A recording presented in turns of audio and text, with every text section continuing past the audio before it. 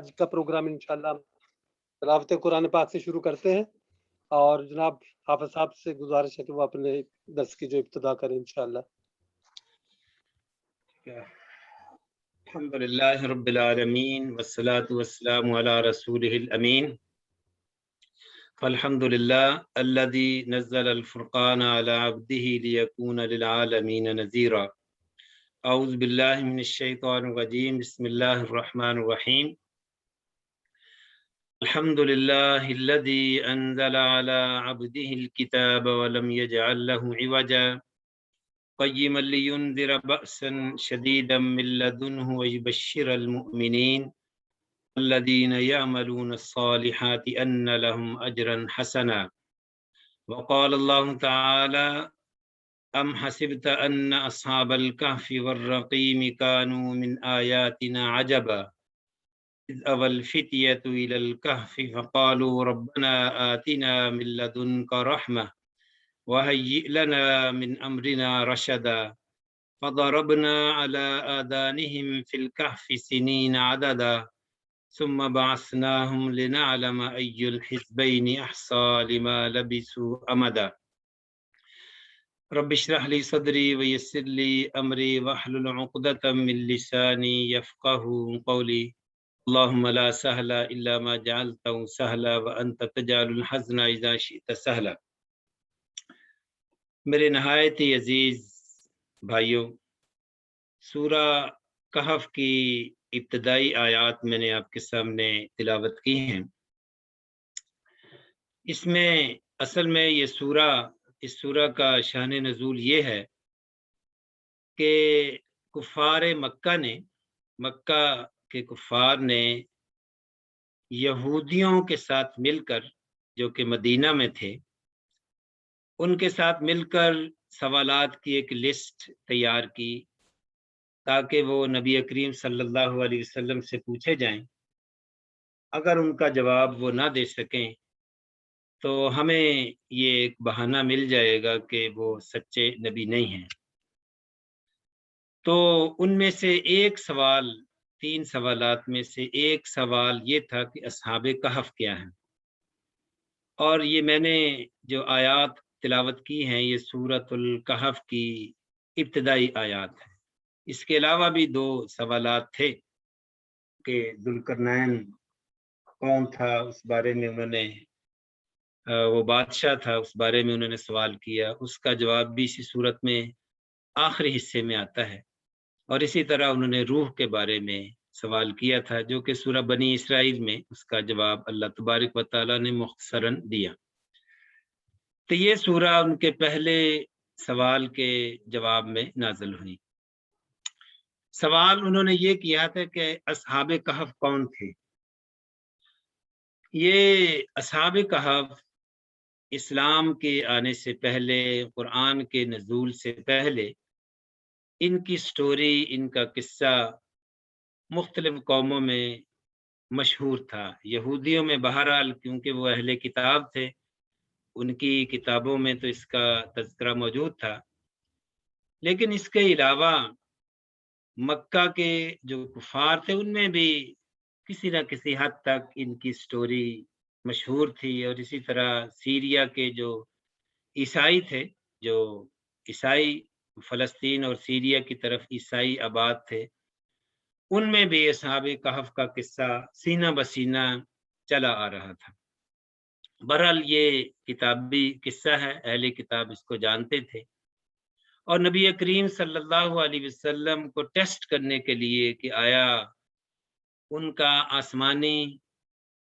کتابوں سے یا پروفٹ ہوڈ سے یا نبوت سے کوئی تعلق ہے یا نہیں، اس لیے انہوں نے اس قسم کا ایک سوال کیا۔ تو نبی کریم صلی اللہ علیہ وسلم ظاہر ہے اپنی طرف سے تو کوئی جواب نہیں دیتے تھے۔ ہوتا ہے نا بعض اوقات کوئی سوال پوچھا جائے تو بعض اوقات ہمیں نہیں بھی اس کا جواب آتا تو ہم کوشش کرتے ہیں کسی نہ کسی طرح کوئی جواب گھڑ کر اس کا جواب دے دیا جائے تاکہ کہیں انسلٹ محسوس نہ ہو۔ نبی کریم صلی اللہ علیہ وسلم کے بارے میں یہ ان کی نبوت کی سچائی کا ایک ثبوت بھی ہے کہ نبی کریم صلی اللہ علیہ وسلم کے بارے میں اللہ تبارک و تعالیٰ نے قرآن کریم میں فرما دیا ان ہوا الا وحی یوحا، کہ وہ وہی بات کرتے ہیں جو ان کی طرف وحی کی جاتی ہے، یعنی اپنی طرف سے وہ کوئی بات نہیں کہتے۔ تو یہ اس بات کا ثبوت بھی ہے کہ نبی کریم صلی اللہ علیہ وسلم کی نبوت سچی نبوت ہے، اور آپ کا جو پیغام ہے یہ آپ نے اپنی طرف سے بیٹھ کر نہیں بنایا، بلکہ اللہ تبارک و تعالیٰ کی طرف سے نازل کردہ کلام ہے۔ تو نبی کریم صلی اللہ علیہ وسلم نے ان سے وعدہ کیا کہ ٹھیک ہے میں کل اس کا جواب دوں گا، لیکن ظاہرہ وہی لیٹ ہو گئی، اور آپ صلی اللہ علیہ وسلم اللہ تبارک و تعالیٰ کی طرف سے وحی کا انتظار کر رہے تھے، لیکن کئی دنوں تک وحی نازل نہیں ہوئی۔ تو پھر کافی دنوں بعد روایات میں آتا ہے اللہ عالم 18 دنوں کے بعد وحی نازل ہوئی، اور جس میں اللہ تبارک و تعالیٰ نے فرمایا کہ جب بھی آپ کوئی سٹیٹمنٹ دیں، جب بھی آپ کوئی وعدہ کریں تو ساتھ انشاءاللہ کہیں، کہ اسی لیے اسی سورہ میں یہ وہ آیت مبارکہ کہ اے نبی ایسا نہ کہیں کہ اللہ غدن، انشاءاللہ ضرور کہیں، تو تاکہ اللہ چاہے گا تو یہ وہی اللہ کی طرف سے نازل ہوئے گی، اللہ تعالیٰ چاہے گا تو کوئی کام ہوئے گا۔ تو یہ ایک قسم کا آپ صلی اللہ علیہ وسلم کے لیے ایک تربیت کے لیے، اور صحابہ اکرام کی تربیت کے لیے بھی ایک یہ وحی کا ڈیلے ہونا، اس میں جو ہے وہ تاخیر ہونا، یہ آپ صلی اللہ علیہ وسلم کے لیے اور صحابہ کی تربیت کے لیے بھی یہ ایک ضروری ایک سبق دیا گیا کہ اللہ کی طرف سے ہر کام ہوتا ہے، اور اس کے ذریعے کفار کو بھی یہ یقین دہانی ایک طرح سے کرائی گئی کہ نبی اپنی طرف سے کوئی بات نہیں کہتے، جب تک اللہ کی وحی نہیں آئی، وہ وحی تاخیر سے آئی، اس لیے آپ کو جواب بھی تاخیر سے دیا جا رہا ہے۔ تو یہ سورہ جب نازل ہوئی تو ان کا جو سوال تھا اس کا جواب بھی اس میں آ گیا۔ تو اس میں اللہ تبارک و تعالیٰ نے بات کا رخ جو ہے وہ ان کے سوال کا جواب دیتے ہوئے ان کے سوال کی ترتیب بھی بدل کر رکھ دی، کہ یہ ایسے ہی ہے نا کہ جیسے اصحاب کہف ظاہرہ اللہ تبارک و تعالیٰ کا ایک بہت بڑا میریکل تھا، کہ یعنی یہ چند نوجوان تھے، اور وہ وقت کا جو بادشاہ تھا وہ بہت بڑا وہ ظالم تھا اور بت پرست تھا، اور یہ نوجوان اللہ کی توحید پر ایمان رکھنے والے تھے، اور اس لیے انہوں نے جب اس پیغام کو عام کرنا چاہا، جب اللہ کی توحید پر اللہ کی عبادت وہ کر رہے تھے، تو وقت کا بادشاہ ظاہرہ ان کے نظریات سے ان کے نظریات ٹکراتے تھے، تو انہوں نے ان کو ہارڈ ٹائم دیا، ان کے لیے مشکل جو ہے وہ حالات جو پیدا کیے، اور لائف تھریٹننگ سچویشن، ان کے لیے جان کا خطرہ بھی پیدا کر دیا گیا۔ تو اس لیے وہ اس شہر سے، اس ٹاؤن سے، اس بادشاہ کے علاقے سے وہ نکل کھڑے ہوئے، اور اللہ تبارک و تعالیٰ نے قریب ہی علاقے میں ان کو ایک غار میں پناہ دے دی، اور وہاں وہ اس غار میں داخل ہو گئے، اور اللہ تبارک و تعالیٰ نے پھر ان کو وہیں سلا دیا۔ اور یہ واقعہ اپنی جگہ پر مشہور ہے، اور بہت سارے ساتھیوں کو اس کا علم ہے، لیکن اصل بات جس کی طرف ہماری توجہ دلائی جا رہی ہے وہ آیت ہے جو پہلے رکوع کے اینڈ پر آتی ہے۔ جب سورت کا آغاز ہوتا ہے، سورت کا آغاز تو اس طرح سے ہوتا ہے اللہ تبارک و تعالیٰ کی حمد و ثنا سے، اور قرآن کریم کی جو شان ہے اس طرح سے اس کا آغاز ہوتا ہے، لیکن پہلے رکوع کے آخر میں غالباً یہ آیت نمبر 10 ہے، وہاں اللہ تبارک و تعالیٰ ان کے سوال کو اس طرح سے ایڈریس کرتے ہیں، ان کو اس طرح سے مخاطب کرتے ہیں، ام حسبت ان اصحاب الکہف والرقیم، کیا تم نے یہ سوچا ہے، کیا تم یہ سوچ رہے ہو کہ اصحاب کہف جو ہیں اور جو تختی والے ہیں، کانوا من آیاتنا عجبا، کیا تمہارے لیے یہ بہت عجیب سی بات ہے کہ یہ چند نوجوان تھے اور وہ غار میں داخل ہوئے، اور غار کے اندر کئی سالوں تک سوئے رہے، کیا تمہارے لیے یہ ایک عجوبہ ہے؟ من آیاتنا عجبا، یعنی جو ہے یہ ایک سوالیہ جب فکرہ بنایا جاتا ہے تو اس وقت اس کا استعمال کیا جاتا ہے۔ ایک کوشچن یعنی انٹروگیٹو کوشچن ہے، جب کسی سے انویسٹیگیشن کرتے ہیں تو اس طرح جو ہے وہ فکرے کا آغاز ہوتا ہے سے۔ تو یہ کا آغاز جب بھی کسی فکرے کا آغاز سے ہوتا ہے تو اس کا مطلب یہ ہے کہ جواب دینے والا آپ سے یہ کہہ رہا ہے کہ یار یہ تم نے جو سوال کیا یہ بھی کوئی سوال ہے، یا تم نے یہ سمجھ رکھا ہے کہ اصحاب کہف کا واقعہ بہت بڑا عجوبہ ہے، میریکل ہے، کیا یہ بھی کوئی عجوبہ ہے؟ یعنی ایک قسم کا اللہ تبارک و تعالیٰ ان کا سوال ان کے منہ پر مار دیتے ہیں کہ اصل عجوبہ یہ نہیں ہے، اصل عجوبہ وہ ہے جس کی طرف میں آپ کی توجہ ابھی دلانے جا رہا ہوں۔ ام حسبت ان اصحاب الکہف والرقیم کانوا من آیاتنا عجبا، کیا تم یہ سمجھتے ہو، کیا تم نے یہ سوچ رکھا ہے، کیا تم اس طرح سے سوچتے ہو کہ اصحاب کہف کا واقعہ یہ بہت بڑا عجوبہ ہے، یہ بہت بڑا میریکل ہے؟ تو اللہ تبارک و تعالیٰ اس کے بعد اصحاب کہف کے بارے میں اگلی آیت کے اسی حصے میں بتاتے ہیں، اذ اول فتیۃ الی الکہف فقالوا ربنا آتنا من لدنک رحمہ وہیئ لنا من امرنا رشدا، کہ جب ان چند نوجوانوں نے اللہ کے کیو کی طرف یعنی غار کی طرف جو ہے وہ چلے اور انہوں نے کہا کہ فقالو ربنا آتینا، یا وہ کانو ربنا آتینا، کہ جب چند نوجوانوں نے غار میں پناہ لی، اذ اول اوا ہوتا ہے پناہ گاہ، اذ اول فتیۃ الی الکہف، کہف ہوتا ہے غار، جب انہوں نے پناہ لی اور انہوں نے یہ کہا تھا فقالوا ربنا آتنا من لدنک رحمہ، کہ اے ہمارے رب اپنی رحمت میں ہمیں جو ہے وہ پناہ دے، اور اللہ تعالیٰ نے ان کی رہنمائی کی، ٹھیک ہے، فقالوا ربنا آتنا من لدنک رحمہ وہیئ لنا من امرنا رشدا فضربنا علی آذانہم، اور اللہ تعالیٰ نے ان کے کانوں کو بند کر دیا، یعنی ان کے کانوں میں جیسے سوتا ہے نا بندہ، بعض اوقات کانوں میں کوئی چیز ٹھونس لیتا ہے تاکہ باہر کی جو شور شرابے کی آواز نہ آئے اور اس طرح نیند میں آسانی ہو۔ اذ فضربنا علی آذانہم فی الکہف سنین عددا، ٹھیک ہے، کئی سالوں تک ان کے کانوں کو میں کچھ ٹھونس دیا اور ان کے کانوں کو بند کر دیا اور وہ آرام اور سکون سے سوئے رہے۔ پھر اللہ تبارک و تعالیٰ اگلی آیت میں فرماتے ہیں انہم فتیۃ آمنوا بربہم، وہ چند نوجوان تھے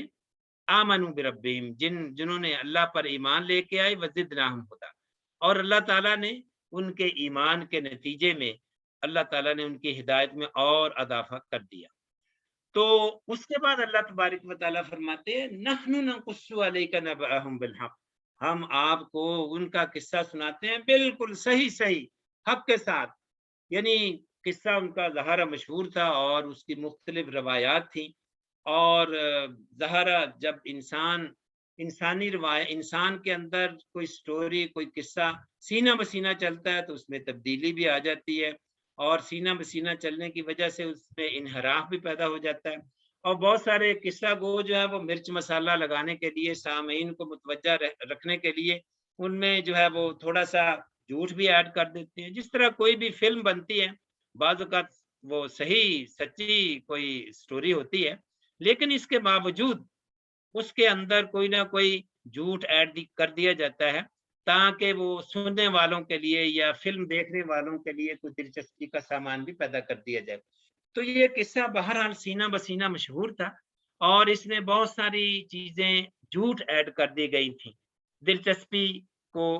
پیدا کرنے کے لیے۔ تو اللہ تبارک و تعالیٰ اس آیت مبارکہ میں فرماتے ہیں کہ ہم آپ کو اب یہ قصہ سنائیں گے اور وہ صحیح قصہ ہوگا، اس میں کسی قسم کی کوئی وہ جو ہے مرچ مسالہ یا کوئی جھوٹ اس میں جو ہے وہ اس کا ایڈیشن نہیں ہوگا۔ نحن نقص علیک نبأہم بالحق، حق کے ساتھ، ٹروتھ کے ساتھ ہم یہ آپ کو قصہ سنائیں گے۔ لیکن میں اب وہی پہلی آیت کی طرف آتا ہوں جس میں اللہ تبارک و تعالیٰ نے فرمایا ام حسبت، کیا تم اصحاب کہف کے واقعے کو ایک عجوبہ اور میریکل سمجھتے ہو؟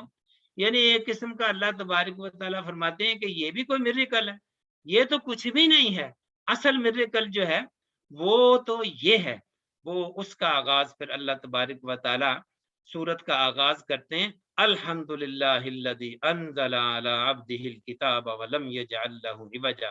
تمام تعریفیں اللہ کے لیے ہیں جس نے یہ کتاب نازل کی جس میں کوئی کسی قسم کی بھی ٹیڑھ نہیں ہے، جو بالکل مکمل کتاب ہے، جو کسی قسم کے بھی فلاح، کسی قسم کی بھی کمی بیشی اور کسی قسم کی بھی غلطی سے پاک کتاب ہے۔ اب سوال یہ پیدا ہوتا ہے کہ سوال تو انہوں نے اصحاب کہف کے بارے میں کیا تھا، لیکن اللہ تبارک و تعالیٰ اپنے جواب کا آغاز اصحاب کہف کے بارے میں بتاتے ہوئے نہیں کرتے، بلکہ اللہ تبارک و تعالیٰ اپنے جواب کا آغاز، ان کے سوال کے جواب میں اپنے جواب کا آغاز قرآن کریم کی تعریف سے کرتے ہیں۔ گویا کہ اللہ تبارک و تعالیٰ یہ فرما رہے ہیں کہ تم اصحاب کہف کے قصے کو معجوبہ سمجھتے ہو، میریکل سمجھتے ہو، معجزہ سمجھتے ہو، آؤ میں تمہیں اصل معجزے کی طرف لے کے چلتا ہوں، آؤ میں تمہیں اصل معجزہ بتاتا ہوں کہ اصل معجزہ تو یہ ہے۔ وہ کیا ہے؟ قرآن۔ قرآن تو اصل معجزہ تو قرآن ہے۔ یعنی تم کیوں قصے کہانیوں میں معجزے تلاش کر رہے ہو؟ ٹھیک ہے وہ معجزہ ہے، بالکل معجزہ ہے کہ اللہ تبارک و تعالیٰ نے ان کو کئی 100 سال تک سلائے رکھا اور پھر زندہ کیا، اور اس میریکل کے ذریعے، اس عجوبے کے ذریعے، اس معجزے کے ذریعے اللہ تبارک و تعالیٰ نے یہ ثابت کیا کہ موت کے بعد زندہ کیے جاؤ گے۔ اس لیے تو ان کو ایک قسم کی وہ موت ہی دے دی گئی۔ یہ نیند بھی ایک قسم کی موت ہی ہے، اس کا یہ موت کی بہن ہی ہے نا، اس قسم کا۔ یہ بندہ جب سویا ہوا ہوتا ہے وہ ایسے ہی ہے جیسے کہ کوئی، یعنی کہ جو بندہ فوت شدہ بندہ ہوتا ہے وہ بھی اسی طرح بے حس و حرکت بیڈ پر پڑا ہوا ہوتا ہے، اور اسی طرح جب بندہ نیند کی حالت میں ہوتا ہے اس کی کیفیت اور اس کی جو یعنی کہ وہ دیکھ کر ہم اندازہ نہیں کر سکتے جب تک یہ ہم اس کو دیکھ نہ لیں قریب ہو کر کے سانس آ رہی ہے اور جا رہی ہے۔ تو اللہ تبارک و تعالیٰ نے ان اصحاب کہف کو کئی 100 سال تک سلائے رکھا اور اس کے بعد ان کو زندہ کیا، اور اس طرح یہ ایک قسم کا میسج دیا کہ موت کے بعد اسی طرح زندہ کیے جاؤ گے۔ اور پھر اللہ تبارک و تعالیٰ یہ فرما رہے ہیں، ام حسبت ان اصحاب الکہف والرقیم، کیا تم نے یہ سمجھ رکھا ہے، کیا تم یہ سمجھتے ہو کہ یہ اصحاب کہف کا واقعہ بہت بڑا معجزہ ہے؟ آؤ میں تمہیں اصل معجزہ بتاتا ہوں۔ تو اس کا آغاز اللہ تبارک و تعالیٰ اسی لیے سورت کا آغاز قرآن کریم سے کرتے ہیں، الحمدللہ الذی انزل علی عبدہ الکتاب ولم یجعل لہ عوجا۔ جب ہم کسی سے سوال کرتے ہیں، مثلاً کسی چیز کے بارے میں سوال کرتے ہیں، اگر سوال کا جواب دینے والا ہمارے سوال کو اگنور کرے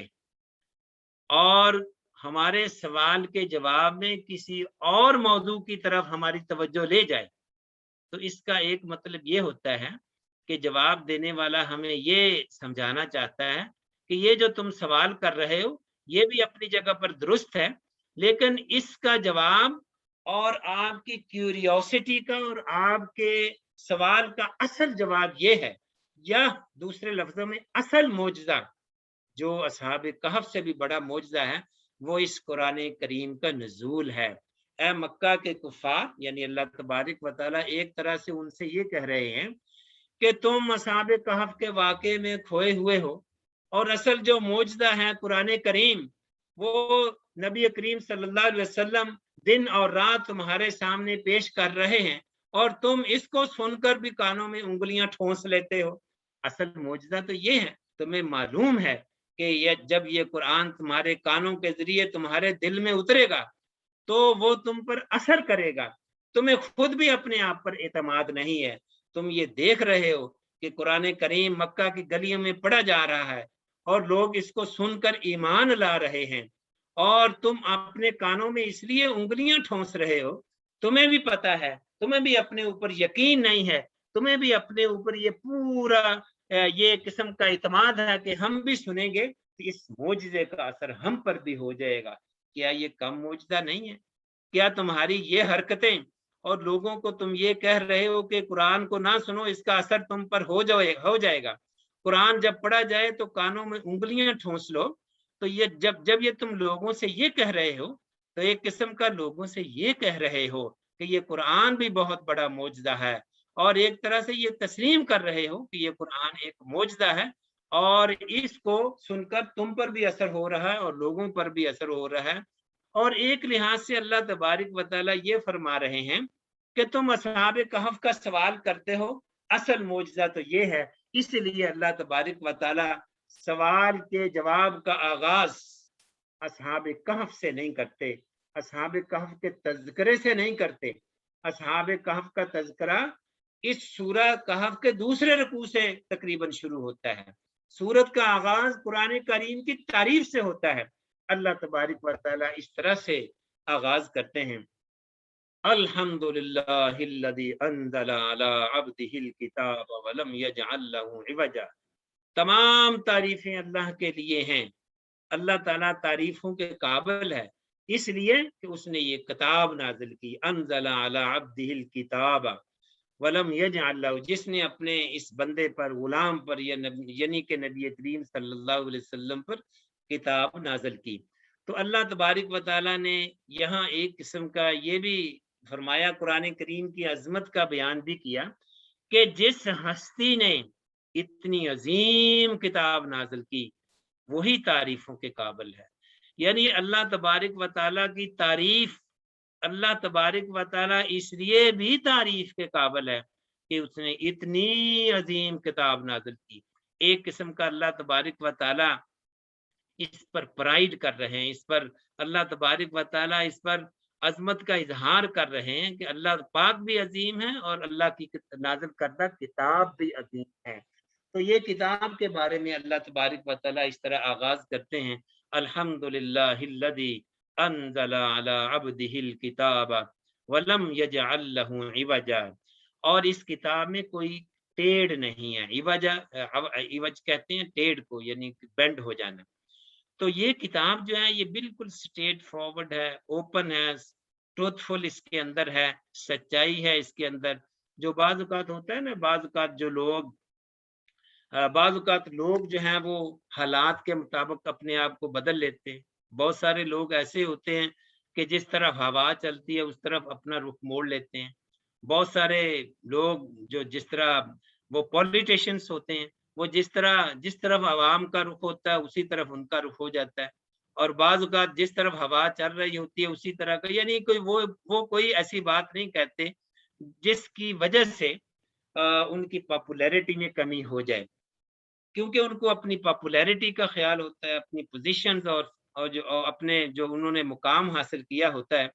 اس کو انہوں نے پریزرو کرنا ہوتا ہے۔ اس لیے وہ کوئی ایسی بات نہیں کرتے جس سے ان کا ووٹ بینک جو ہے وہ متاثر ہو، جس کی وجہ سے ان کی پبلک میں پاپولیرٹی کم ہو۔ یعنی وہ کبھی اس طرف اپنا رخ پھیر لیتے ہیں، کبھی اس طرف اپنا رخ پھیر لیتے ہیں، یعنی ان میں ٹیڑھ ہوتی ہے۔ وہ کبھی بھی ایک بات پر قائم نہیں رہتے، کبھی بھی سیدھی بات نہیں کہتے، ہمیشہ حالات کے مطابق اپنی پالیسیاں بدلتے رہتے ہیں، اپنا سٹائل بدلتے رہتے ہیں، اپنے بیانات بھی بدلتے رہتے ہیں، اپنی پارٹیاں بھی بدلتے رہتے ہیں۔ تو اس لیے قرآن کریم کے بارے میں اللہ تبارک و تعالیٰ نے فرمایا کہ یہ قرآن کریم، اس میں کیونکہ یہ اللہ پاک کی کتاب ہے، اس میں یہ نہیں اللہ پاک نے دیکھنا کہ انسانوں کی پسند اور ناپسند کیا ہے، اس میں جو سچائی ہے وہ اس نے بیان کرنی ہے، جو سچی بات ہے وہ اس نے بیان کر دینی ہے، اس میں کوئی کسی قسم کی ٹیڑھ نہیں ہے۔ یہی بات اللہ تبارک و تعالیٰ بالکل آغاز ہی میں فرما رہے ہیں کہ اصل معجزہ تو یہ ہے جس میں کوئی ٹیڑھ نہیں ہے۔ اتنی صدیاں گزرنے کے بعد قرآن کریم کی جو سٹیٹمنٹس ہیں، قرآن کریم کے جو بیانات ہیں، قرآن کریم کی جو آیات ہیں، وہ ہو بہو اسی طرح قائم ہے۔ قرآن کریم میں جو قوانین بیان کر دیے گئے ہیں، قرآن کریم میں جو فقہی قوانین بیان کر دیے، جو لاز، جو زندگی گزارنے کے اصول بیان کر دیے گئے ہیں، وہ وہی ہیں جو آج سے کئی صدیاں، 14-15 صدیاں پہلے جب یہ نازل ہوا تھا اس وقت بھی یہی قوانین تھے، آج بھی یہ وہی قوانین پر عمل کر رہا ہے، آج بھی انہی قوانین کی ہدایات یہ قرآن دے رہا ہے۔ یہ نہیں تم لوگوں کی طرح انسانوں کی طرح کے حالات کے مطابق اپنی پالیسیاں بدل لیتے ہیں، اپنے قوانین بدل لیتے ہیں، کیونکہ جب انسانوں کے اوپر قوانین کا یا دستور کا یا دستور حیات کا معاملہ اگر انسانوں پر چھوڑ دیا جائے تو انسان تو وقت کے ساتھ ساتھ بدلتے رہتے ہیں۔ اب بہت سارے مثلاً ہم اپنے ملکوں کے حالات کو ہی دیکھ لیں، مثلاً انہی ویسٹرن کنٹریز میں کئی سال پہلے، بہت ساری صدیاں پہلے جو ہے وہ جو ٹیلی ویژن پر پروگرام آتے تھے وہ آپ فیملی کے ساتھ بیٹھ کر دیکھ سکتے تھے، لیکن وقت کے ساتھ ساتھ حالات بدلتے گئے اور پالیسیاں بدلتی گئیں، اور بہت ساری فلمیں جو کئی سال پہلے گورنمنٹ کی طرف سے ہدایات تھیں یہ اپنے بچوں کے ساتھ بیٹھ کر دیکھیں، بچے اس کو واچ نہ کریں، لیکن آج جو ہے وہ قوانین بدل گئے، ان کا معیار بدل گیا، اب جو ہے وہ ان کو بچے بھی دیکھ سکتے ہیں۔ یعنی اب اگر آپ بہت سال پہلے، کئی ممکن ہے 100 سال پہلے یا 60 سال پہلے یا 70 سال پہلے یعنی مغربی ممالک کا ماحول دیکھیں تو وہ بہت زیادہ کنزرویٹو تھا، بہت اس طرح اتنی فحاشی نہیں تھی، اتنی عریانی نہیں تھی، لیکن وقت کے ساتھ ساتھ فیشن کے معیارات بدلتے گئے اور وقت کے ساتھ ساتھ بے پردگی اور بے حیائی میں اضافہ ہوتا گیا۔ انہی ملکوں میں کئی سال پہلے جو ہے وہ قوانین مختلف تھے، فیشن کے اصول مختلف تھے۔ آج بہت ساری ایڈورٹائزمنٹ ٹیلی ویژن پر اور بل بورڈ پر ایسی دیکھی جاتی ہیں، اگر آج سے 100 سال پہلے انہی ملکوں میں لگائی جائیں تو انہی ملکوں کے باشندے قطع نظر اس کے کہ وہ کس مذہب سے تعلق رکھتے ہیں، انہی ملکوں کے باشندے اس پر اعتراض کرتے تھے کہ یہ بے حیائی ہے، ہمارے بچے اس کو دیکھتے ہیں۔ لیکن کئی 100 سال بعد، کئی صدیوں بعد، کئی سالوں کے بعد ذہن سازی ہوتی گئی اور آہستہ آہستہ لوگوں کے جو طریقہ کار، لوگوں کا دستور حیات جو ہے وہ بدلتا رہا اور آگے سے آگے حالات خراب ہی ہوتے جا رہے ہیں۔ تو اس لیے انسانوں کے اوپر اگر معاملہ چھوڑ دیا جائے تو انسانوں کے جو سٹینڈرڈز ہیں، ان کے جو دستور ہیں، ان کے جو بنائے ہوئے قوانین ہیں وہ وقت کے ساتھ ساتھ بدلتے رہتے ہیں، لیکن اللہ نے قرآن کریم میں جو قوانین بیان کر دیے گئے ہیں وہ کئی 100 سال پہلے بھی وہی تھے اور آج بھی وہی ہیں، کیونکہ قرآن کریم کو پاپولیرٹی کا یا قرآن کریم کے جو قوانین بیان کیے گئے ہیں، اللہ تعالیٰ کو اس بات کی پرواہ نہیں ہے کہ لوگ پسند کرتے ہیں یا نہیں۔ تو اسی لیے اللہ تبارک و تعالیٰ نے یہ فرمایا ہے کہ یہ قرآن کریم اصل معجزہ ہے جو کئی صدیاں پہلے جس بات کا اعلان کر رہا تھا، آج بھی انہی تعلیمات کی یہ تعلیم دے رہا ہے۔ تو اسی طرح ایک لحاظ سے اللہ تبارک و تعالیٰ نے اس قرآن کریم کو اور اصحاب کہف کو آپس میں ان کا موازنہ بھی کیا ہے کہ وہ اصحاب کہف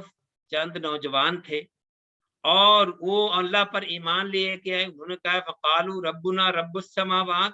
کہ ہم جو ہے اللہ پر ایمان لیتے ہیں جو آسمانوں اور زمینوں کا رب ہے،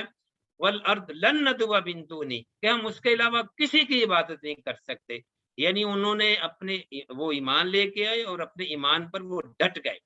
اور پھر یہ نہیں کہ بادشاہ نے ان پر روب اور جو ہے وہ ان کو ڈرایا اور دمکایا اور وہ بدل گئے، یعنی ان میں بھی ٹیڑھ نہیں تھی، وہ بھی سیدھے اور سچے نوجوان تھے، جو کہہ دیا،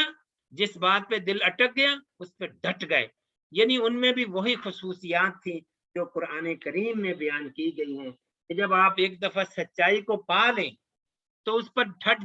جائیں، پھر اس میں ٹیڑھ نہیں آنی چاہیے، پھر اس میں تبدیلی نہیں آنی چاہیے، پھر یہ نہیں کہ لوگ کیا سوچیں گے، لوگ کیا کہیں گے، میں اپنے بیان کو تھوڑا سا بدل لوں، میں اپنے دین کو تھوڑا سا بدل لوں تاکہ لوگوں کے لیے کہیں لوگ جو ہے وہ ہر وقت مجھے گھور کر دیکھتے ہیں کہ اس نے ٹوپی پہنی ہوئی ہے، اس نے داڑھی رکھی ہوئی ہے، یہ ہر وقت نماز پڑھتا رہتا ہے، یہ اپنے بزنس کو، دکان کو بند کر کے نماز کی طرف چلا جاتا ہے، یہ بڑا وقیانوسی قسم کا آدمی ہے، یہ بڑا کنزرویٹو اور پرانے خیال کا آدمی ہے۔ لوگوں کی یہ باتیں سن کر انسان جو صحیح ایمان والے لوگ ہوتے ہیں، جن کا ایمان قرآن پر ہوتا ہے، جو قرآن کی تعلیمات کو صحیح سمجھتے ہیں، وہ جس طرح قرآن میں ٹیڑھ نہیں ہے، جس طرح قرآن میں عوج نہیں ہے، جس طرح اصحاب کہف میں کوئی ٹیڑھ نہیں تھی، جب انہوں نے ایک بات پہ ایمان، وہ جب اللہ پر ایمان لے آئے تو پھر اس پر ڈٹ گئے، پھر وہ انہوں نے اپنے آپ کے حالات کے مطابق، بادشاہ کی خواہشات کے مطابق، یا اپنے ماحول اور کلچر کی خواہشات کے مطابق اپنے آپ کو تبدیل کرنے کی یا اپنے آپ کو کلچر میں ڈھالنے کی کوشش نہیں کی، پھر وہ ڈٹ گئے اس پہ۔ تو یہی قرآن کریم کی بھی یہی خصوصیات ہیں، اور اللہ پر ایمان لانے والے اصحاب کہف کی بھی یہی خصوصیات تھیں کہ جب انہوں نے اللہ پر ایمان کا اعلان کیا تو پھر اس پر ڈٹ گئے، پھر کوئی چیز ان کے اندر تبدیلی نہ پیدا کر سکی۔ تو مکہ کے کفار کو یہ میسج دیا جا رہا ہے کہ اصل معجزہ تو تمہارے سامنے ہے اور وہ قرآن ہے، اور ہمیں بھی یہ پیغام دیا جا رہا ہے کہ ہمارے پاس بھی یہ معجزہ ہے، ہمارے پاس بھی یہ قرآن ہے، اور اس کی تعلیمات پر عمل کریں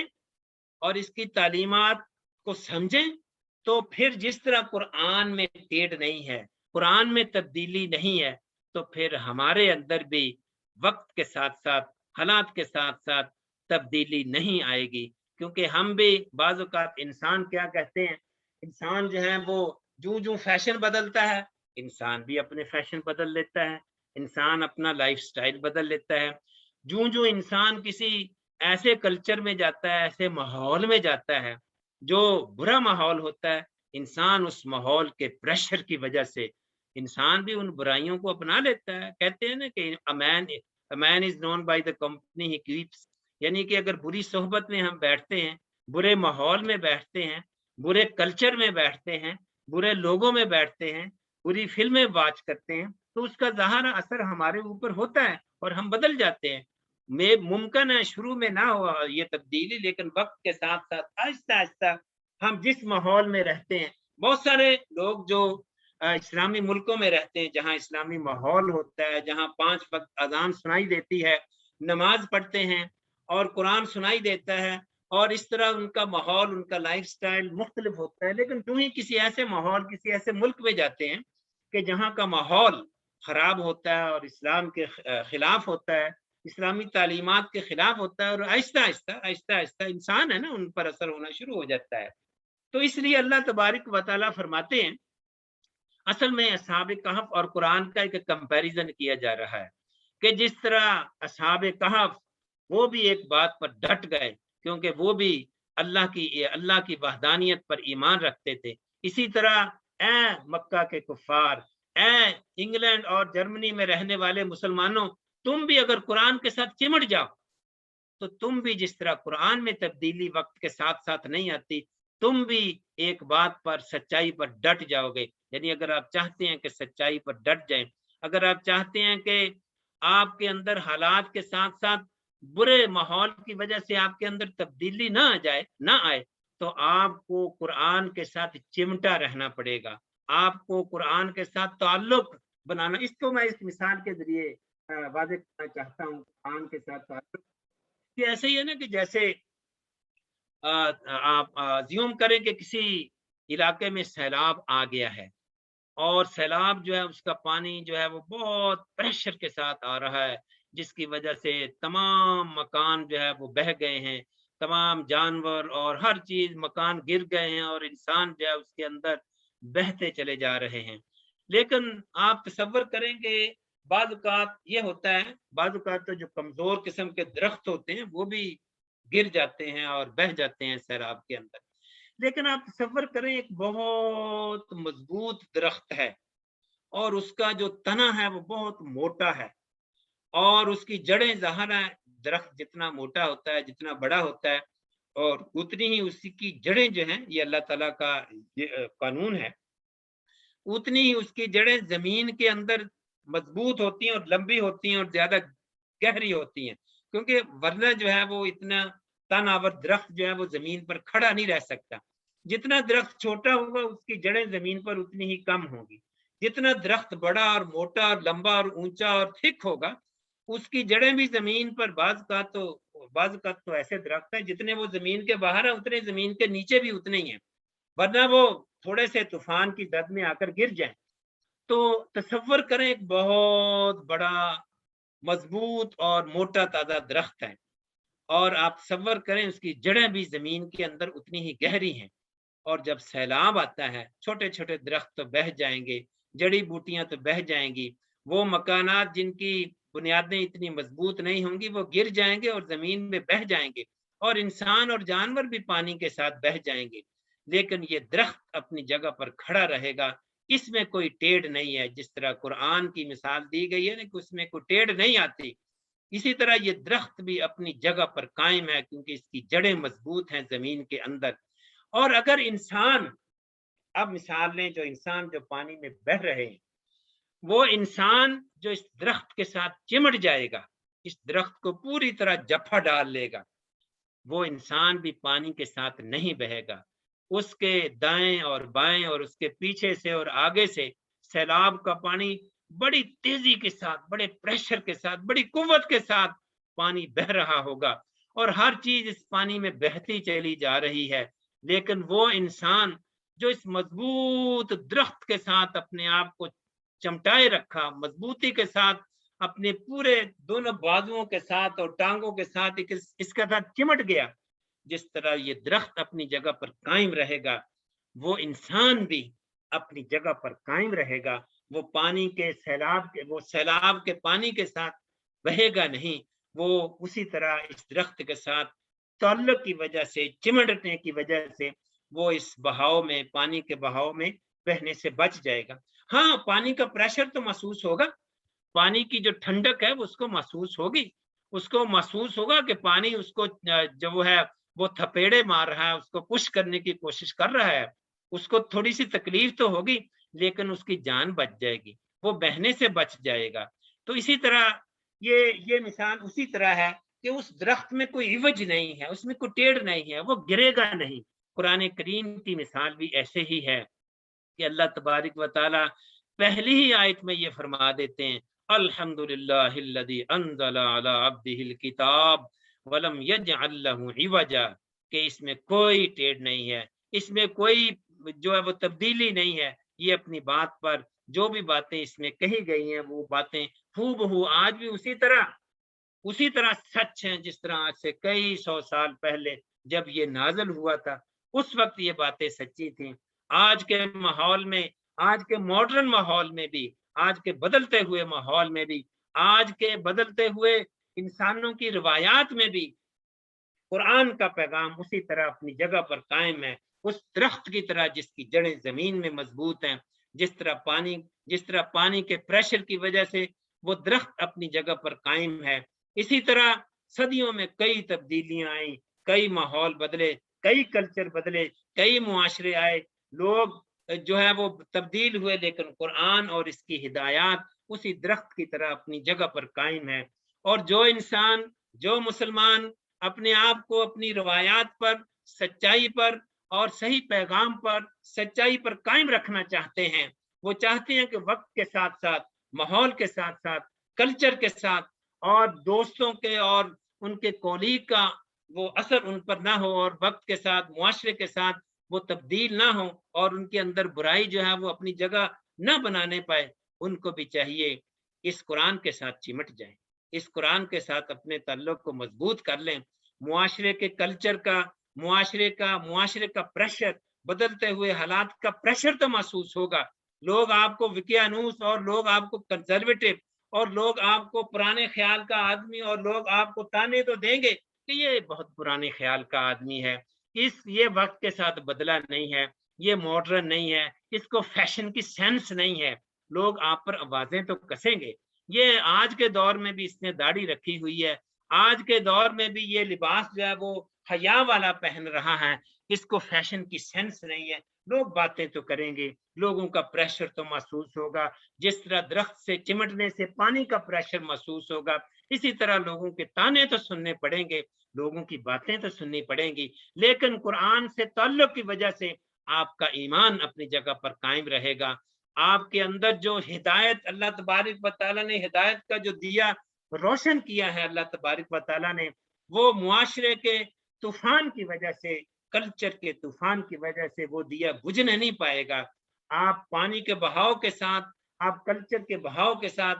بہنے نہیں پائیں گے. آپ سچائی پر، اپنی جگہ پر مضبوطی کے ساتھ قائم رہیں گے. یہ بات اللہ تبارک و تعالیٰ نے سورہ کے آغاز میں ہی فرما دی ہے. اور پھر اللہ تبارک و تعالیٰ نے اصحاب کہف کا جو واقعہ بیان کیا ہے اس میں بھی یہی بات کہی گئی ہے. جو قرآن کی خصوصیات تھیں ان میں بھی وہی خصوصیات آ گئی تھی اللہ پر ایمان کی وجہ سے. اللہ تبارک و تعالیٰ ان کے بارے میں بھی یہی بات فرماتے ہیں. فقالوا ربنا رب السماوات والارض لن ندعو من دونه الها الا قد قلنا اذا شططا. کہ وہ چند نوجوان تھے، وہ چند نوجوان تھے جنہوں نے کہا کہ ہمارا رب اللہ ہے. اور جب اللہ پر وہ ایمان لے آئے اور اس کے بعد وہ ڈٹ گئے اور اس کے بعد بادشاہ کا پریشر آیا، ان کو جان سے مار دینے کی دھمکیاں دی گئیں اور معاشرے کے لوگوں نے ان کو وکیانوس کہا اور ان کو لفنڈر نوجوان کہا. ہوتا ہے نا کہ بعض اوقات ہوتا ہے نا معاشرے کے بگڑے ہوئے بچے. اور اسی طرح جیسے ابراہیم علیہ السلام بھی بچے ہی تو تھے، ان کی عمر 10-12 سال ہی تھی جب انہوں نے کہا کہ یہ بت جو ہیں جو تم نے بنائے ہوئے ہیں یہ تو تمہارے رب نہیں ہو سکتے، یہ نہ بولتے ہیں نہ بات کرتے ہیں، نہ تمہارے مسئلوں کو حل کرتے ہیں، نہ سنتے ہیں، تو یہ تمہارے یعنی کہ خدا کیسے ہو سکتے ہیں. اور اسی طرح پورا جو شہر تھا وہ ابراہیم علیہ السلام کے خلاف کھڑا ہو گیا. اور ابراہیم علیہ السلام نے جب بت توڑ دیے تو وہ ان کو جو آگ میں پھینک دیا گیا، یعنی ان کو ہارڈ ٹائم دیا گیا. لیکن ابراہیم علیہ السلام ڈٹ گئے اور آگ میں ان کے سامنے آگ جلائی گئی. ان کو ایک پول سے باندھ دیا گیا، ان کو ایک کھمبے سے باندھ دیا گیا اور ان کے سامنے آگ جلائی گئی.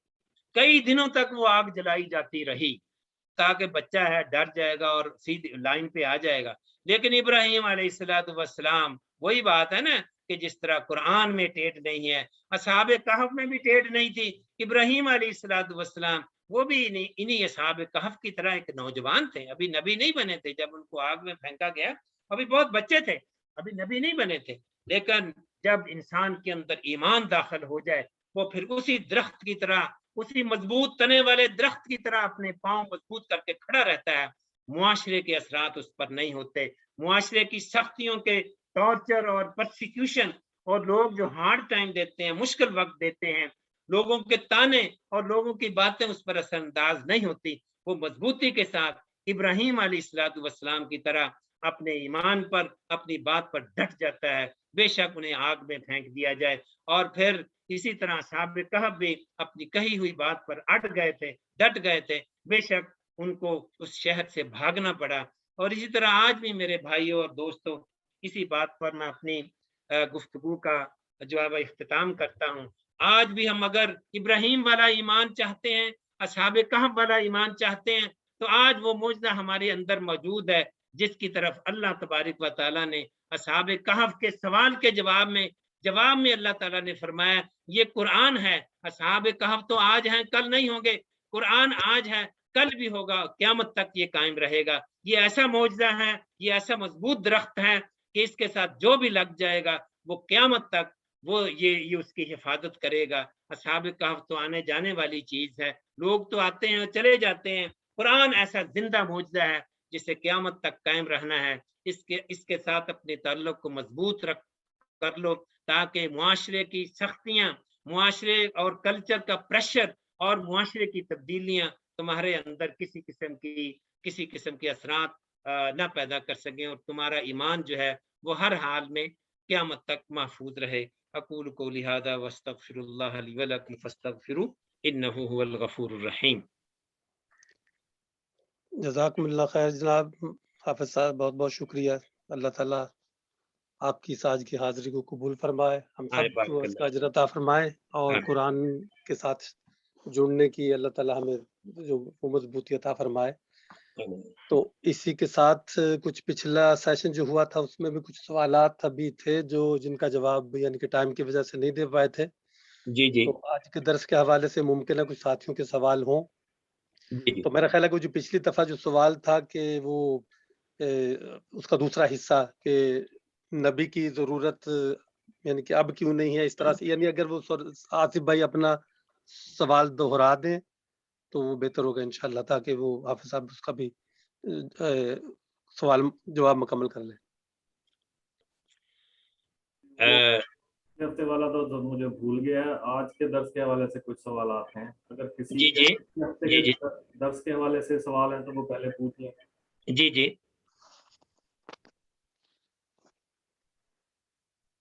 جی کوئی جی کریں۔ سوال؟ جی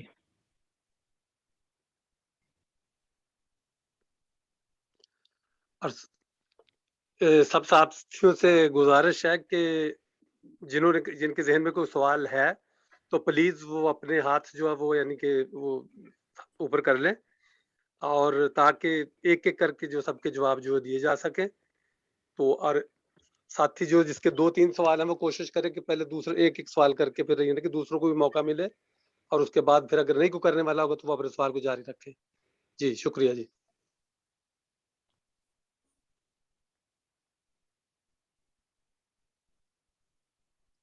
جی آتے بھائی۔ جی میرے 3-4 سوال ہیں، پہلے وہ جن کا ایک ایک سوال ہے وہ پوچھ لیں۔ جی جی ایک پہلے ایک کریں جی۔ ہاں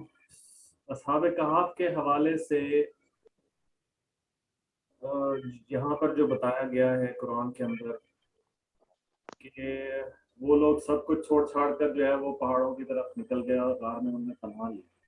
جی اس سے ہمیں یہ سبق ملتا ہے کہ ہم بھی جو ہے وہ یعنی کہ یہ ایک طرح سے کہہ لیں کہ رہبانیت والا ہی اس کو سلسلہ کہا جا سکتا ہے کسی حد تک۔ تو کیا اس سے ہمیں یہ سبق ملتا ہے کہ ہم بھی اسی طریقے پر عمل کرتے ہوئے جو ہے وہ سب کچھ چھوڑ چھاڑ کر اور جو ہے جنگل میں یا کسی غار میں جا کے پناہ لے لیں، اگر ہمارا یہاں جو آج کل کے جس طرح کے حالات ہیں، جس طرح آپ نے بتایا فحاشی کے اور یعنی کے اور بے راہ روی کے، تو اس سے بچنے کے لیے ہم کیسا طریقہ اختیار کر سکتے ہیں؟ تو اصل میں اصحاب کہف کے بارے میں یہ جو سورہ نازل ہوئی ہے، اس میں اس بات کی طرف بھی اشارہ ہے، تفاسیر میں اس کا ذکر ہے کہ اصل میں اس بات کی طرف اشارہ ہے کہ ابھی وقت آنے والا ہے کہ آپ صلی اللہ علیہ وسلم بھی اس معاشرے کو چھوڑ کر غار کی طرف جائیں گے، پناہ لیں گے۔ یعنی آپ صلی اللہ علیہ وسلم پر بھی جب مکہ میں حالات تنگ کر دیے گئے تھے تو آپ صلی اللہ علیہ وسلم نے بھی غار ثور میں پناہ لی تھی اور اس علاقے کو چھوڑ دیا گیا تھا، یعنی ہجرت کر لی تھی۔ تو اسی طرح اصحاب کہف نے جیسے کہ اپنے ٹاؤن کو، اپنے شہر کو چھوڑ کر غار میں پناہ لی، تو ایک قسم کا نبی کریم صلی اللہ علیہ وسلم کو یہ اشارہ دیا جا رہا ہے کہ وہ وقت آنے والا ہے، اور یہ جس کا کہتے ہیں دس از دا لائن آف ایکشن، یہ جو مستقبل کا لاہ عمل یہ ہے۔ تو جہاں تک آپ کی بات ہے کہ کیا ہم بھی، ہمارے لیے یہ سبق ہے کہ سوسائٹی کو، معاشرے کو چھوڑ کر جو ہم بھی جو ہے وہ رہبانیت کی طرف نکل جائیں۔ دیکھیں اس کا ایک وقت ہے، نبی کریم صلی اللہ علیہ وسلم نے مکہ کو چھوڑا نہیں تھا، مکہ کو چھوڑا نہیں تھا، حالانکہ آپ پر اور آپ کے صحابہ پر بہت زیادہ ظلم کیا گیا، یعنی کہ اتنا ظلم تھا کہ اس کا آپ تصور بھی نہیں کر سکتے۔ یعنی بلال رضی اللہ تعالی عنہ کے گلے میں رسی ڈال کر ان کو جانوروں کی طرح گلیوں میں گھسیٹا جاتا تھا، اور آپ صلی اللہ علیہ وسلم اس کو دیکھ رہے تھے۔ تو ہم یہ نہ ہو کہ ہم بڑی آسانی کے ساتھ یہ تصور کر لیں کہ یہ اس ماحول میں رہنا میرے لیے مشکل ہے اور میں جو ہے وہ یہاں سے نکل کر کار میں پناہ لے لوں۔ ہاں وہ حالات ابھی اگر ایسے ہو جائیں کہ ہمارے گلے میں بھی رسی ڈال کر گھسیٹا جائے، تو آپ صلی اللہ علیہ وسلم نے بھی تو اس کو بھی برداشت کیا۔ آپ صلی اللہ علیہ وسلم نماز پڑھ رہے تھے تو جب سجدے میں گئے تو آپ کے جسم کے اوپر، کمر کے اوپر اونٹ کی اوجری رکھ دی گئی۔ اونٹ کی اوجری بہت بڑی ہوتی ہے اور اس کے اندر جب گند مند بھی بھرا ہوا ہو تو اس کے وزن کی وجہ سے آپ اوپر اٹھ نہیں سکے،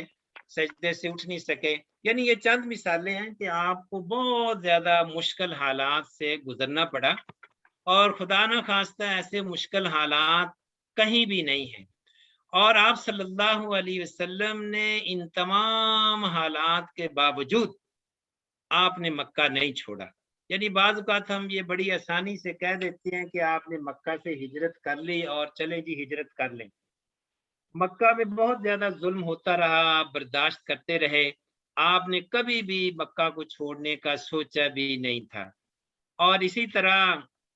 مکہ میں بعض اوقات ہم یہ سوچتے ہیں کہ ماحول بڑا خراب ہے، فحاشی ہے، عریانی ہے، تو اس ماحول سے نکل جانا چاہیے. تو وہ بھی آپ صلی اللہ علیہ وسلم بھی ماحول خراب تھا وہاں. آپ کو علم ہونا چاہیے کہ کسی بھی ویسٹرن کنٹری کی طرح وہاں بھی نیوڈٹی یا فحاشی بہت زیادہ تھی. لوگ ننگے ہو کر یعنی اپنے عورتیں بھی کپڑے اتار کر کعبے کا طواف کرتی تھی، یعنی اتنا گندا ماحول تھا. اس کے باوجود آپ اسی ماحول میں رہے تاکہ اس ماحول میں دین کی دعوت کا کام کیا جا سکے، تاکہ اس اندھیرے میں روشنی کا مینار بن سکے. تو یہ اس میں میسج ہرگز نہیں ہے کہ کسی ماحول جہاں خراب ہو وہاں اس ماحول کو چھوڑ کر ہم نکل جائیں. اگر تمام اچھے لوگ نکل جائیں تو پھر وہاں برائی کو ختم کرنے کے لیے، وہاں اندھیرے میں روشنی جو ہے اس کو پیدا کرنے کے لیے تو ہم کیا اس کا تو پھر ہم اس کا تو کوئی انتظام نہیں ہوگا. تو ہمیں ہمیشہ اندھیرے میں روشنی کا مینار بن کر رہنا چاہیے اور معاشرے کے اندر خراب کلچر کے اندر رہنا چاہیے، لیکن اپنے آپ کو تعلق کو قرآن کے ساتھ اتنا مضبوط کر لیا جائے کہ ارد گرد کا جو خراب ماحول ہے اس کا اثر آپ کی شخصیت پر نہ ہو. نبی کریم صلی اللہ علیہ وسلم نے اس وقت مکہ کو چھوڑا جب آپ کی جان کو خطرہ تھا، یعنی اس رات چھوڑا. اگر آپ سیرت کا مطالعہ کریں تو اس رات چھوڑا تھا جس رات آپ صلی اللہ علیہ وسلم کے گھر کا گھیراؤ کر لیا تھا. واقعے کی تفصیل کا وقت نہیں ہے. ہر قبیلے سے ایک آدمی منتخب کیا گیا تھا کہ ہر قبیلے سے ایک آدمی آیا اور ان سب نے مل کر آپ نے گھر کا گھیراؤ کر لیا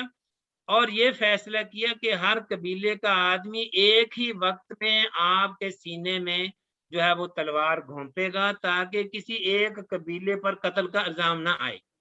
کیونکہ اگر کسی ایک قبیلے پر قتل کا الزام آئے تو جو آپ صلی اللہ علیہ وسلم کا قبیلہ تھا وہ اس سے انتقام لیتا، کیونکہ قبائلی نظام تھا اور اس لیے وہ ڈرتے تھے، وہاں پولیس تو تھے نہیں. تو اس لیے انہوں نے یہ آپ کے قتل کا بڑا گھرونا جو ہے وہ پلان کیا. اور اس کا تذکرہ قرآن کریم میں سورہ انفال میں بھی ملتا ہے، وَإِذْ يَمْكُرُ بِكَ الَّذِينَ كَفَرُوا لِيُثْبِتُوكَ أَوْ يَقْتُلُوكَ أَوْ يُخْرِجُوكَ، کہ انہوں نے فیصلہ کر لیا تھا کہ آپ کو یا تو قتل کر دیں یا آپ کو پریزن میں ڈال دیں یا آپ کو یہاں سے نکال دیں. تو اس رات اللہ تعالیٰ نے حکم دیا کہ اے نبی اب یہاں سے نکل جاؤ. یعنی اللہ کا حکم آیا تو نکلے، اپنی مرضی سے نہیں نکلے کہ یہاں تو یار زندگی بہت تنگ ہے، یہاں تو میرے ایمان کو بڑا خطرہ ہے، اور یہاں تو یعنی مضبوطی کے ساتھ وہاں ڈٹے رہے اور قرآن کے ساتھ تعلق رکھیں. اسی لیے تو کہا گیا ہے قرآن کے ساتھ چمٹ جائیں. باہر کا گندا ماحول آپ کو پھر اثر انداز نہیں ہو سکے گا. ہاں اگر آپ کو جان کا خطرہ ہے تو نکل جائیں. اور اسی طرح ان اصحاب کہف کو بھی جان کا خطرہ تھا اور ان کے قتل کے وارنٹ جو ہیں وہ جاری ہو چکے تھے بادشاہ کی طرف سے، اس لیے وہ غار کی طرف چلے گئے. اور نبی کریم صلی اللہ علیہ وسلم کو بھی قتل کے احکامات جاری ہو گئے تھے، اس لیے بھی وہ غار کی طرف، غار ثور کی طرف چلے گئے. یعنی یہ بھی میں نے بتایا نا کہ یہ اس میں آپ صلی اللہ علیہ وسلم کی ہجرت کا موازنہ بھی کر دیا گیا ہے. شکریہ جناب، بہت بہت. عاطف بھائی دوسرا سوال اپنا رکھے، ریاض بھائی کا ہاتھ کھڑا ہے. ریاض بھائی اپنا سوال کریں، مائک آن کر لیں. جی بسم اللہ الرحمن الرحیم. السلام علیکم ورحمۃ اللہ. محترم آپ صاحب، اللہ تعالیٰ آپ کو اجر عظیم عطا فرمائے. درس بہت اچھا تھا. میرا یہ سوال ہے، صحابہ کاف کے وقت بھی ایک حکومت تو تھی نا، وہ حکومت اس وقت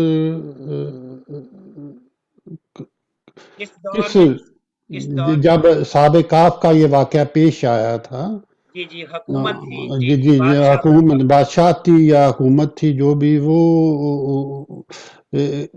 توحید پرست تھی یا توحید کے مخالف تھی؟ وہ بت پرست تھے. جی میرا یہ سوال تھا. جی بت پرست تھے. اور یہ کہا جاتا ہے کہ یہ عیسائی تھے. عیسائی سے یہ تو مختلف روایات ابھی اسلام سے پہلے کا واقعہ ہے نا. جی اس سے میرا اتھینٹسٹی سے تو کچھ نہیں کہا جا سکتا، جی پر کچھ تفاسیر میں یہ لکھا ہوا ہے کہ نبی کریم صلی اللہ علیہ وسلم کی پیدائش سے کوئی 70 سال پہلے یہ واقعہ ہوا. اچھا لیکن سچائی کے ساتھ، اتھینٹسٹی کے ساتھ، کیونکہ قرآن اور حدیث میں یہ نہیں ہے تو ہم نہیں کہہ سکتے. جی یہ پریکٹسنگ عیسائی تھے، ابھی اسلام نہیں آیا تھا. عیسیٰ علیہ السلام کے فالوور تھے، اور جو وقت کا بادشاہ تھا وہ بت پرست تھا. اس میں میرا بحث کرنے کا مقصد نہیں ہے، لیکن اس میں ایک چیز میرے مطالعہ نے آئی ہے کہ وہ صحابہ کہف جو تھے ان میں ایک یہ بھی وجہ تھی کہ یہ بت پرست ہیں یا دوسری اللہ پہ یقین نہیں رکھتے، کیونکہ صحابہ کہف کے متعلق تو کنفرم ہے نا کہ وہ توحید پرست اللہ پہ یقین رکھتے تھے، اور اس کی وجہ نے کہا کہ ہم ایسی حکومت میں، ایسے ماحول میں نہیں رہنا پسند کرتے، تو اس لیے انہوں نے کنارہ کشی کر لی تھی. اس میں پتہ نہیں، اس میں آپ کی تھوڑی سی وضاحت چاہتا ہوں پلیز. نہیں، ان کے قتل کے احکامات، ان کو قتل جان کا خطرہ تھا. اچھی ٹھیک ہے، شکریہ جی، بہت بہت مہربانی، بہت بہت مہربانی. شکریہ. عاطف بھائی دوسرا سوال.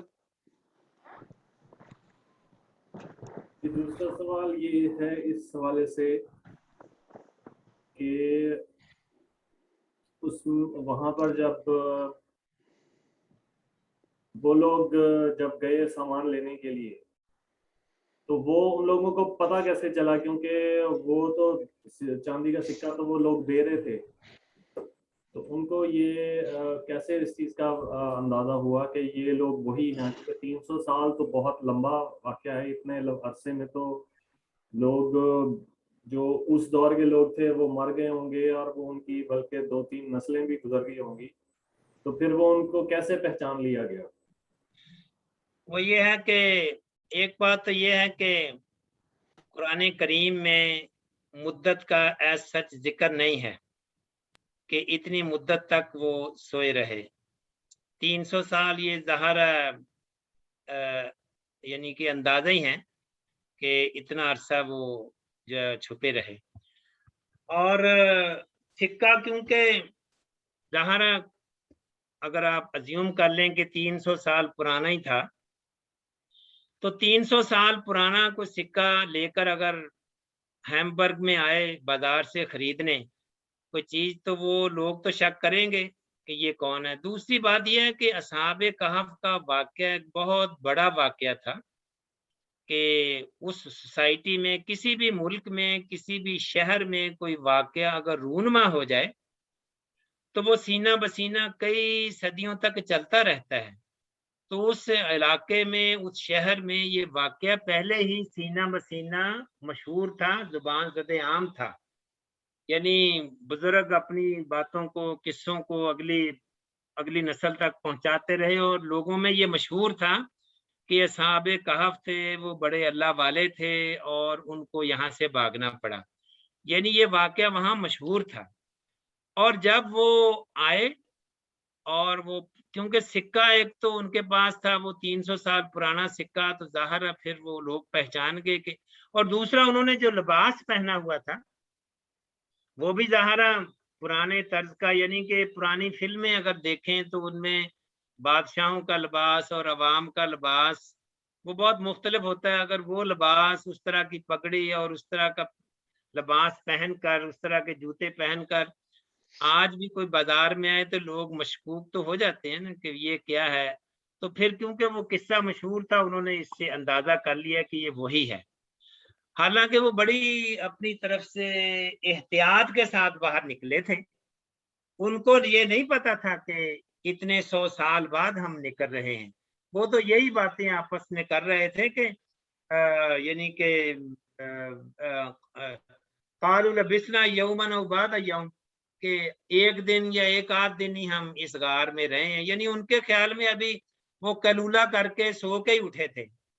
تو ان کو بالکل خیال نہیں تھا کہ یہ اتنے سال گزر گئے ہیں، سکے بدل گئے ہیں، فیشن بدل گیا ہے، ہمارے جو کپڑے ہیں وہ لوگ پہچان جائیں کہ یہ پرانے زمانے کا لباس پہن کر کون آ گیا ہے. تو وہ تو کہہ رہے تھے کہ ول یتلطف، یہ قرآن کریم میں آیا نا کہ ول یتلطف، کہ بڑی احتیاط سے باہر جانا، کہیں بادشاہ پہچان نہ لے،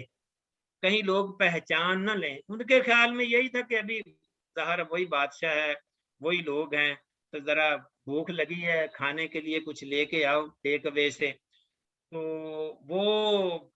ان کو یہ نہیں پتا تھا کہ ہم پرانے یعنی اتنی دیر گزر چکی ہے. لیکن پرانا لباس، پرانے سکے، پرانا سٹائل سب کچھ بدل گیا تھا، تو وہ ظاہر ہے وہ پہچان لیے گئے. تو یہ آپ کا سوال یہی تھا نا کہ اس کو پہچانا. جی حافظ صاحب، یہ ویسے بھی ہے کہ عاطف بھائی انہوں نے ایک سورۃ کہف کی پورے کی تشریح تو نہیں کی نا، جس کے اندر یہ آپ کے سوال کا جواب بھی یقیناً آ جاتا. یہ انہوں نے قرآن کے ایک یعنی کہ رکوع کی جو تشریح کی ہے تو 10 آیتوں کی، تو اس لحاظ سے یعنی کہ جو آپ نے سوال کیا ہے وہ قرآن کے اندر سارا موجود ہے. نہیں پھر بھی سوال چلیں بنتا ہے، لیکن اس میں عاطف بھائی یہ جو بہت سارے، ایک اور بات بھی میں اس کی طرف بھی توجہ دلانا چاہوں گا. جیسا کہ میں نے عرض کیا کہ اللہ تبارک و تعالیٰ نے جب یہ قصہ سنایا، یہ بہت اہم بات ہے، پلیز اس کو غور سے سنیں. اللہ تبارک و تعالیٰ نے جب یہ قصہ قرآن کریم میں سنایا تو اس طرح سے اپنی بات کا آغاز کیا، نحن نقص علیک نبأہم بالحق، یعنی میں سچی سچی جو صحیح جو ضروری بات ہے وہ اس قصے میں بتانے لگا ہوں. اللہ تبارک و تعالیٰ نے اس طرح سے اس کو بتانے کا آغاز کیا، نحن نقص علیک نبأہم بالحق. تو اس میں ان لوگوں میں جو باتیں مشہور تھیں، وہ بہت ساری باتیں مشہور تھیں کہ وہ 9 تھے یا 3 تھے یا 5 تھے، اور اسی طرح وہ یہ باتیں بھی مشہور تھیں، کوئی کہتا تھا 300 سال وہ سوئے رہے، کوئی کہتا تھا کہ 100 سال سوئے رہے. تو یہ ساری باتیں لوگوں میں مشہور تھیں. اور اللہ تبارک و تعالیٰ نے جب یہ قصہ سنایا تو اللہ تبارک و تعالیٰ نے یہ بات نہیں بتائی کہ وہ کتنے تھے. اللہ تبارک و تعالیٰ نے یہ بالکل نہیں بتایا کہ وہ کتنے سال جو ہے وہ کتنے 100 سال سوئے رہے. تو اللہ تعالیٰ نے یہ فرما دیا قل ربی اعلم بعدتہم، کہ اللہ تعالیٰ کو ان کا اس کا علم ہے کہ وہ کتنی ان کی مدت تھی. اور اسی طرح اللہ تبارک و تعالیٰ نے یہ بھی فرما دیا سیقولون ثلاثۃ رابعہم کلبہم، کچھ کہتے ہیں کہ وہ 3 تھے، چوتھا ان کا کتا تھا. وَيَقُولُونَ خَمْسَةٌ سَادِسُهُمْ كَلْبُهُمْ، کچھ کہتے ہیں 5 تھے اور چھٹا ان کا کتا تھا. وہ کہتے ہیں رجمًا بالغیب، یعنی یہ ایسے یعنی وہ گیس لگا رہے ہیں، یعنی پانی میں جیسے ہوتا ہے نا پتھر پھینکنا، رجمًا بالغیب، یعنی خام کا جو ہے وہ اندازے لگا رہے ہیں. وَيَقُولُونَ سَبْعَةٌ وَثَامِنُهُمْ كَلْبُهُمْ، کچھ کہتے ہیں 7 تھے اور 8واں ان کا کتا تھا. لیکن اس کے بعد اللہ فرماتے ہیں قُلْ رَبِّ أَعْلَمُ بِعِدَّتِهِمْ مَا يَعْلَمُهُمْ إِلَّا قَلِيلٌ، ان کی مدت کا بھی اللہ کو علم ہے. اور تمہیں، اور آگے اللہ تبارک و تعالیٰ نے یہ فرمایا کہ میں وہ آیت ڈھونڈ رہا ہوں کہ ان کی جو ہے وہ فَلَا تُمَارِ فِيهِمْ إِلَّا مِرَاءً ظَاهِرًا، کہ جو بات بتا دی گئی ہے اس پہ اس کو بس غور کرو، خام کا ایسی باتوں کو خریدنے کی کوشش نہ کرو جو بتائی نہیں گئی. اصل میں اللہ تبارک و تعالیٰ جب قصے سناتا ہے قرآن کریم میں، یوسف علیہ السلام کا قصہ ہے، اصحاب کہف کا قصہ ہے، موسیٰ علیہ السلام کا قصہ ہے. قصہ اس طرح سے سنایا، قصے کے سٹوری کے وہ حصے سنائے جاتے ہیں جن کا تعلق ہدایت سے ہے، قصے کے وہ حصے سنائے نہیں جاتے جن کا تعلق ہدایت سے نہیں ہے. اب ان کی تعداد کتنی تھی اس کا تعلق ہدایت سے نہیں ہے. اللہ تعالیٰ نے ان کی ہدایت جان بوجھ کر نہیں بتائی، یہ نہیں کہ اللہ کو علم نہیں ہے. اللہ تعالیٰ فرماتے ہیں مجھے علم ہے کتنے تھے، لیکن why do you need to know, تمہیں کیا ضرورت ہے ان کی تعداد جاننے کی، اس کا ہدایت سے تعلق ہی نہیں ہے. اللہ تعالیٰ نے سورت بھی نازل کر دی اور ان کی جو باتیں مشہور تھیں کہ 5 تھے 3 تھے ان کو بیان کر دیا، پھر بھی یہ نہیں بتایا کہ وہ کتنے تھے. یعنی کہ اللہ تعالیٰ ایسی باتیں کسی بھی قصے میں نہیں بتاتے جن کا ہدایت سے تعلق نہیں ہوتا. جس طرح کوئی ٹیچر جب لیکچر دیتا ہے تو وہ فوکس رکھتا ہے اپنے اسٹوڈنٹ کو، وہ ایسی غیر ضروری تفصیلات جو ہے وہ نہیں بتاتا تاکہ طلباء جو ہے اسٹوڈنٹ جو ہیں وہ الجھ نہ جائیں، اور جو اصل بات سمجھنے والی ہے، جو سیکھنے والی ہے، اس پر ان کی توجہ مرکوز رہے یا فوکس رہے۔ اب کئی باتیں بہت سارے لوگ، مثلا ایک دفعہ سورہ یوسف کی میں تفسیر کر رہا تھا، کسی نے سوال کیا کہ یہ وہ یوسف علیہ السلام کے جو بھائی تھے 10 ان کے نام کیا ہیں؟ میں نے کہا بھائی ان کے نام جاننے کی ضرورت ہی نہیں ہے، اللہ تعالیٰ نے ان کے نام بتائے ہی نہیں قرآن کریم، بس یہ بتایا کہ وہ جو ہے نا وہ ان کے، اب یہ سیکھو کہ ان کے اندر حسد تھا، اب یہ سیکھیں کہ حسد نہیں ہونا چاہیے، اس کا تعلق ہدایت سے ہے، ان کی جو حرکتیں ہیں وہ نہ کریں، ان کو نام، ان کے ناموں سے آپ کو غرض نہیں ہونی چاہیے۔ یہ کسی نے سوال کیا جی یعقوب علیہ السلام ان کے والد تھے، ان کی والدہ کا نام کیا تھا؟ یوسف علیہ السلام کی، تو پھر اس کا جواب بھی یہی تھا کہ والدہ کے نام کا تعلق ہدایت سے نہیں ہے، ہدایت کا تعلق اس سے ہے کہ انسان یوسف علیہ السلام کی طرح ایک نوجوان جو ہے وہ اپنے آپ کو برائی سے بچا کے رکھے، چاہے اس کو برائی کی طرف دعوت دی جائے پھر بھی وہ اپنے کردار کی حفاظت کرے، یہ ہے میسج جس پر توجہ مرکوز رہنی چاہیے۔ تو اسی طرح اصحاب کہف کا جو واقعہ ہے، اللہ تبارک و تعالیٰ نے اس کے وہ حصے بیان کیے ہیں جس کا تعلق ہمارے ایمان کی مضبوطی سے ہے، جس کا تعلق ہماری ہدایت سے ہے، ان کی تعداد کتنے سال رہے، یعنی وہ تفصیلات اللہ تعالیٰ کسی بھی واقعے میں، جتنے بھی واقعات قرآن کریم میں آئے ہیں، اللہ تعالیٰ تفصیلات وہ نہیں بتاتے جن کا تعلق ہدایت سے نہیں ہوتا۔ تو اس میں بھی بہت سارے سوالات، یعنی وہ آگے چل کے آیت آتی ہے سیقولون، سوال کرتے ہیں، پوچھتے ہیں، ایک دوسرے سے پوچھتے تھے نا، تو ایک لحاظ سے اللہ تعالیٰ نے ایسے غیر ضروری سوالات سے منع دی یہاں فرمایا ہے، اور واقعے کی پوری تفصیلات اس لیے بھی قرآن کریم میں نہیں دی گئی، اگر نہیں دی گئی تو ہم بھی اس پہ اپنا وقت ان باتوں پہ نہیں لگائیں جن کی ضرورت نہیں اللہ تعالیٰ نے محسوس کی۔ بہت بہت شکریہ جی حافظ محترم، انشاءاللہ اللہ تعالیٰ آپ کو جزا دے، آپ نے ہمارے لیے وقت نکالا، ہمارے اس یعنی کہ گیپ کو یعنی کہ آپ نے وہ فل کیا، بارک اللہ، اور مولانا کی صحت کے لیے ہم سب دعا گو ہیں، اللہ تعالیٰ ان کو صحت کاملہ عطا فرمائے۔ تو پھر بھی انشاءاللہ آپ لوگوں کی کبھی ضرورت پڑی تو انشاءاللہ آپ سے رابطہ کریں گے۔ ٹھیک ہے جی، تو بہت بہت شکریہ۔ اس کے ساتھ ہمارا آج کا یہ درس، اس کا پروگرام ہم ختم کرتے ہیں، کیونکہ اس کے بعد ہمارا حدیث کا جو اپنا پروگرام ہوگا اس کو لے کے ہم چلتے ہیں انشاءاللہ۔ تو حافظ محترم، ٹھیک، ہم سب کے لیے آپ بھی دعا کریں، اللہ تعالیٰ آپ کو جزا عطا فرمائے اور صحت تندرستی عطا فرمائے۔ آمین۔ تو جی آپ یعنی کہ ٹھیک ہے جی پروگرام میں شامل رہنا